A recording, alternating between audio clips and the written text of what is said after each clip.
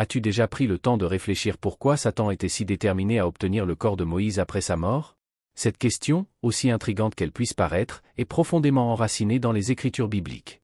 Moïse, l'une des figures les plus importantes de la Bible, était le grand leader qui a conduit les Israélites de l'esclavage en Égypte jusqu'aux frontières de la terre promise. Il fut également le porteur des 10 commandements, représentant la foi et l'espoir pour son peuple. Cependant, quelque chose de surprenant est arrivé après sa mort. La Bible rapporte que Dieu a caché le corps de Moïse dans un lieu secret, mais une dispute inhabituelle s'ensuivit. L'archange Michel et Satan se sont affrontés pour le corps de Moïse, comme mentionné dans le livre de Jude, verset 9. Cet événement soulève de nombreuses questions. Pourquoi Satan voulait-il le corps de Moïse? Que révèle cette dispute sur les mystères spirituels? Moïse, celui qui avait reçu directement de Dieu la mission de conduire son peuple et les 10 commandements, était sur le point de mourir après une vie de miracles et de révélations divines. Mais avant d'entrer dans la terre promise, Moïse a commis une grave erreur. Dans un moment de faiblesse, il n'a pas suivi les instructions de Dieu à la lettre. Dieu lui avait ordonné de parler au rocher pour que l'eau en jaillisse, mais, frustré par le peuple, Moïse a frappé le rocher 2 fois avec son bâton. Cela a eu de sérieuses conséquences. En disant « Nous ferons sortir de l'eau du rocher », Moïse a impliqué que le pouvoir venait de lui, et non de Dieu. Et en frappant le rocher, alors que Dieu lui avait dit seulement de parler, il a désobéi à un ordre divin. En conséquence, Dieu l'a informé que, malgré toutes ses réalisations, Moïse n'entrerait pas dans la terre promise. Imaginez le poids de cette conséquence après toute une vie de service à Dieu. Deutéronome 34, 5-6 nous dit que Moïse est mort dans la terre de Moab et qu'il a été enterré par Dieu dans un lieu inconnu. Le fait que Dieu ait personnellement pris soin de l'enterrement de Moïse est extraordinaire et montre le profond respect et l'amour qu'il avait pour ce leader. La question qui demeure, pourquoi Dieu a-t-il caché le lieu de la tombe de Moïse? Ce mystère nous conduit à la dispute mentionnée entre Michel et Satan. La bataille pour son corps n'est pas un événement ordinaire et révèle qu'il se passe beaucoup plus dans le royaume spirituel que ce que nous pouvons comprendre. Cet épisode nous invite à réfléchir sur les mystères divins et sur le rôle que Moïse a joué à la fois sur terre et au ciel. Cette dispute entre l'archange Michel et Satan nous pousse à réfléchir à ce qui était en jeu. Que représentait le corps de Moïse pour Satan? Pourquoi s'y intéressait-il tant?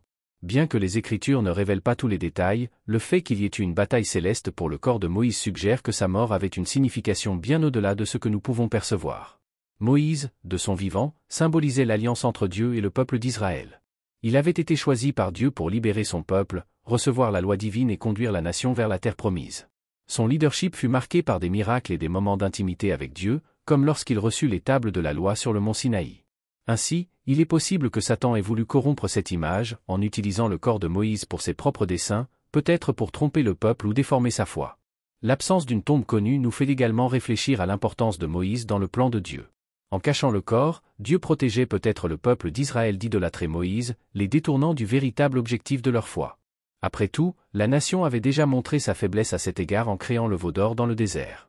Cacher le corps de Moïse était une manière de garantir que sa mémoire reste fidèle à la mission donnée par Dieu, sans que le peuple soit tenté de transformer Moïse en une figure d'adoration.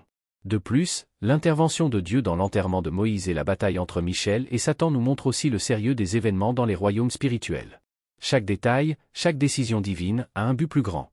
Satan, en tentant d'obtenir le corps de Moïse, aurait pu envisager de l'utiliser comme partie d'une stratégie pour interrompre le plan de Dieu ou corrompre la foi du peuple. Michel, quant à lui, fut envoyé pour s'assurer que la volonté de Dieu soit accomplie et que le corps de Moïse reste intact. Cette confrontation ne porte pas seulement sur le corps physique de Moïse, mais sur les principes spirituels qu'il représentait.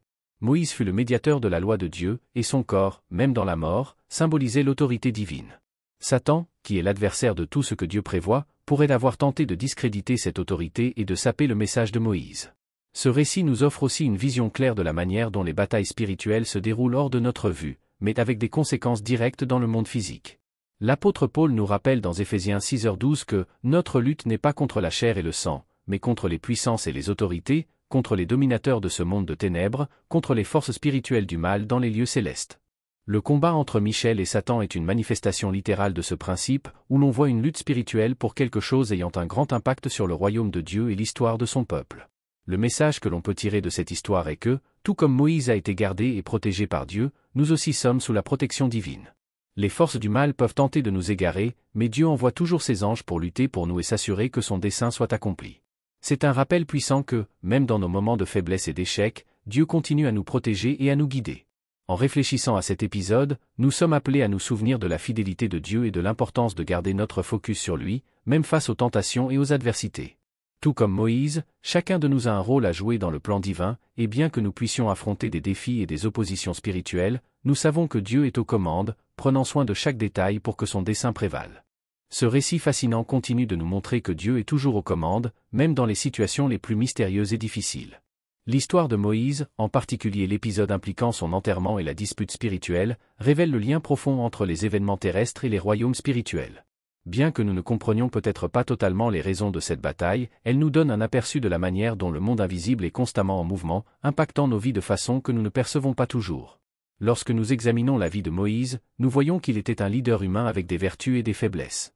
Il a commis des erreurs, comme l'incident où il frappa le rocher, mais cela n'a pas diminué son importance dans le plan de Dieu. Son histoire nous rappelle que même les plus grands leaders spirituels affrontent des moments de faiblesse. Cependant, cela ne les empêche pas d'accomplir leur mission. Moïse nous montre que, malgré les erreurs, la grâce de Dieu et sa mission restent inébranlables.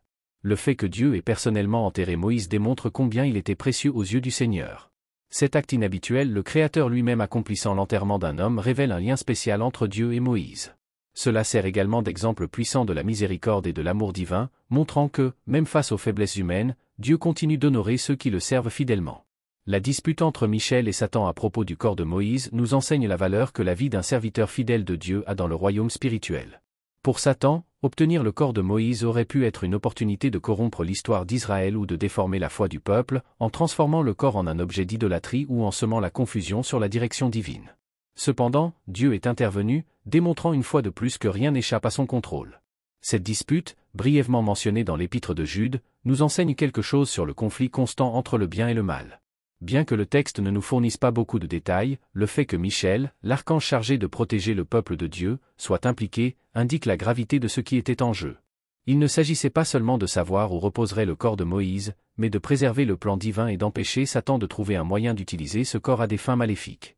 Un autre point pertinent est le silence que Dieu choisit de maintenir sur l'emplacement exact de la tombe de Moïse. Cela nous rappelle qu'il y a des mystères que Dieu, dans sa sagesse, choisit de garder cachés. Nous ne connaissons pas toutes les raisons, mais nous pouvons avoir confiance qu'il sait ce qui est le mieux pour nous. Peut-être que si la tombe de Moïse avait été connue, cela aurait pu conduire le peuple à l'adorer, détournant son attention de la véritable adoration de Dieu. Ainsi, la tombe cachée de Moïse pourrait être une leçon sur l'importance de garder notre foi et notre attention sur Dieu, plutôt que sur des figures humaines, aussi grandes soient-elles.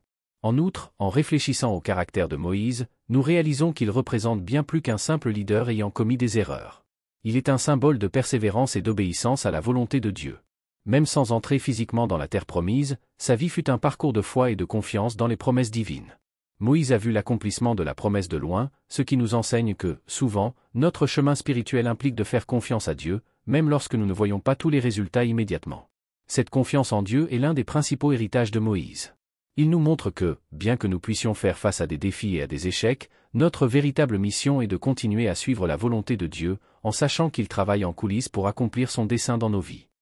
Comme Moïse, nous sommes rappelés que notre vie et notre histoire ont un impact qui va bien au-delà de ce que nous pouvons voir, impliquant des batailles spirituelles et des mystères que seul Dieu connaît.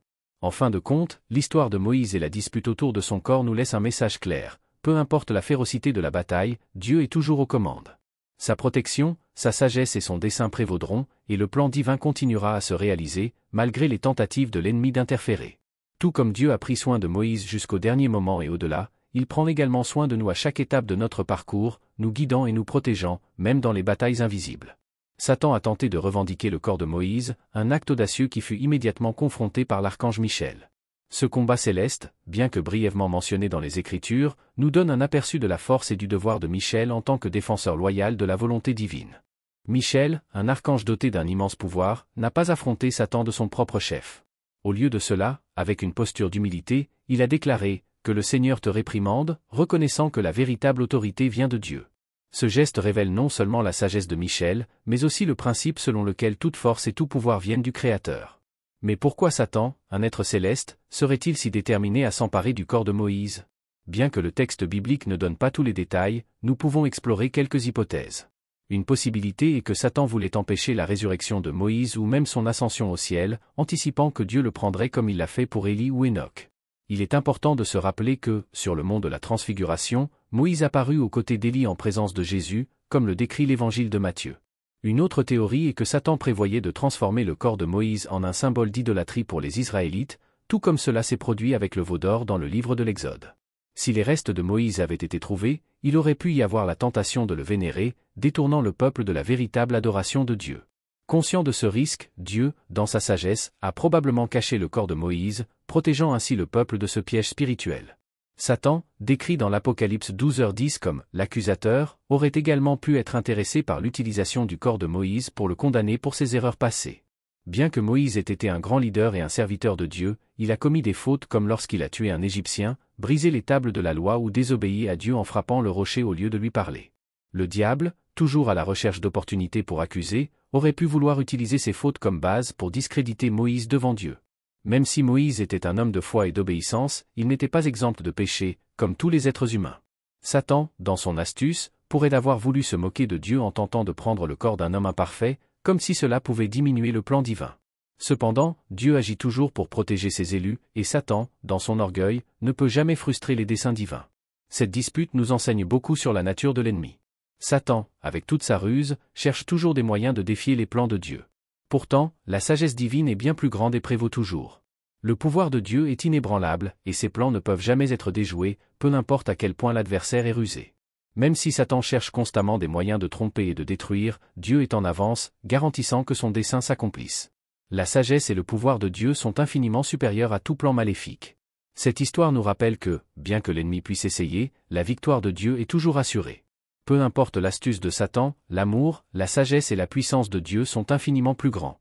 La leçon la plus importante ici ne concerne pas seulement le corps de Moïse ou la dispute entre Michel et Satan, mais la certitude que, dans toute bataille spirituelle, Dieu prévaudra toujours, et ses plans ne pourront jamais être déjoués. En continuant à réfléchir à cette fascinante dispute entre l'archange Michel et Satan, nous réalisons qu'une leçon profonde se cache sous la surface. Cette bataille, impliquant le corps de Moïse, ne concerne pas seulement le leader qui a tant servi Dieu, mais elle est aussi le reflet de batailles spirituelles bien plus grandes qui se déroulent au-delà de notre vue. La décision de Michel de ne pas confronter Satan directement, mais d'invoquer le nom de Dieu, nous enseigne la véritable source de pouvoir. Même un archange, doté d'une grande autorité, savait que sa force venait de Dieu et que toute victoire ne pouvait être obtenue que sous sa direction. Cela nous rappelle que, dans les luttes que nous affrontons, qu'elles soient spirituelles ou non, notre force ne réside pas dans notre propre capacité, mais dans notre confiance en Dieu et en sa protection. En comprenant les motivations de Satan, nous pouvons voir que sa tentative de revendiquer le corps de Moïse avait un objectif stratégique. S'il avait réussi à obtenir le corps, il aurait pu pousser les Israélites à retomber dans l'idolâtrie, un problème déjà rencontré dans le passé. Satan sait que, lorsque les gens s'éloignent de Dieu, il est plus facile de les manipuler. C'est pourquoi il voulait utiliser Moïse, l'un des plus grands leaders spirituels de l'histoire, comme un piège pour détourner l'attention du peuple. Cette stratégie nous met en garde contre quelque chose qui est encore pertinent aujourd'hui, la subtilité avec laquelle Satan tente de détourner l'attention des gens du véritable but de leur foi. Il utilise ce qui est familier, ce qui semble sacré, pour en faire quelque chose qui nous éloigne de Dieu. Cela peut se manifester sous forme de distraction, d'idolâtrie moderne, ou même en mettant plus l'accent sur les figures humaines que sur le Créateur. L'action de Dieu en cachant le corps de Moïse fut une démonstration claire de sa protection envers son peuple. Sachant que l'idolâtrie pourrait être une tentation, Dieu a agi pour préserver la pureté de l'adoration qu'il attendait d'Israël. Cet acte de dissimulation du corps est donc une forme de soin divin, assurant que la nation ne soit pas détournée par des vénérations indélicates. De plus, le rôle de Satan en tant qu'accusateur nous montre qu'il ne manque jamais une occasion de mettre en lumière les erreurs du passé. Il aurait utilisé les péchés de Moïse, tels que le meurtre de l'Égyptien ou la brisure des tables de la loi, comme des munitions pour affaiblir la confiance du peuple en son leader ou même pour remettre en question la justice de Dieu. Satan, étant rusé et accusateur, aurait pu tenter de jeter le doute sur la légitimité du rôle de Moïse et saper sa position en tant que leader choisi par Dieu. Cependant, cette tentative de Satan a été déjouée, car Dieu avait déjà décidé de protéger la réputation de Moïse et son plan plus grand. Cela nous donne une vision claire que, quelles que soient les erreurs que nous avons commises, lorsque nous sommes sous la grâce et la protection de Dieu, il agit pour nous racheter et nous protéger des accusations de l'ennemi. L'histoire de Moïse nous rappelle que la justice de Dieu est toujours supérieure aux accusations du diable, et sa miséricorde l'emporte toujours sur nos échecs. La bataille pour le corps de Moïse nous rappelle également que l'ennemi tente constamment d'empêcher l'accomplissement des plans divins. Cependant, il ne pourra jamais surpasser la sagesse et la puissance de Dieu. Satan peut être astucieux, mais Dieu est toujours un pas en avant, garantissant que son plan de rédemption et de salut progresse sans interruption. Cette histoire nous enseigne aussi que, tout comme Moïse a été protégé par Dieu, nous sommes également sous sa protection. Même lorsque l'ennemi essaie de nous accuser ou d'utiliser nos erreurs contre nous, nous pouvons avoir la certitude que Dieu a déjà pris des mesures pour nous défendre. Il envoie ses anges pour combattre pour nous, tout comme Michel a combattu pour le corps de Moïse. En fin de compte, la leçon que nous tirons de cette dispute céleste est celle de l'espoir et de la confiance. Même au milieu de batailles spirituelles intenses, nous pouvons être assurés que Dieu est aux commandes. Il protégera toujours son peuple, frustrant les plans de Satan et garantissant que son dessein s'accomplisse. Nous sommes donc appelés à rester fermes dans la foi, sachant que, peu importe les tentatives de l'ennemi, la victoire appartient au Seigneur. Regardons au-delà de la bataille, au-delà des motifs de Satan, et trouvons d'abord le message le plus important caché dans cette histoire. Les Israélites sont tombés à plusieurs reprises dans le piège de l'idolâtrie, que ce soit par l'adoration de l'or ou du serpent de bronze. Cependant, en s'éloignant de l'adoration du seul vrai Dieu, le potentiel d'utilisation abusive du corps de Moïse comme objet de vénération souligne la lutte et nous rappelle que nous devons garder notre adoration centrée uniquement sur Dieu. C'est un témoignage du fait que la grâce de Dieu s'étend au-delà de nos défauts et que son amour est plus fort que nos échecs passés. Cette histoire sert également de rappel clair de la nécessité de résister aux tentations de Satan. Bien que Satan soit astucieux et utilise tous les moyens pour nous détourner du chemin de Dieu, comme l'archange Michel l'a démontré avec foi et le pouvoir de la parole de Dieu, nous pouvons résister à ces tentations. Souvenons-nous donc de l'histoire du corps de Moïse, non comme une bataille effrayante, mais comme un témoignage de la protection et de l'orientation durable de Dieu. C'est un testament qui continue de résonner, nous rappelant l'importance de l'adoration authentique, du pouvoir de la rédemption de Dieu, et de la nécessité de résister aux tentations de Satan. De plus, cette histoire nous relie émotionnellement à la lutte et à la victoire contre la tentation, éveillant en nous une détermination renouvelée à rester fidèle à Dieu.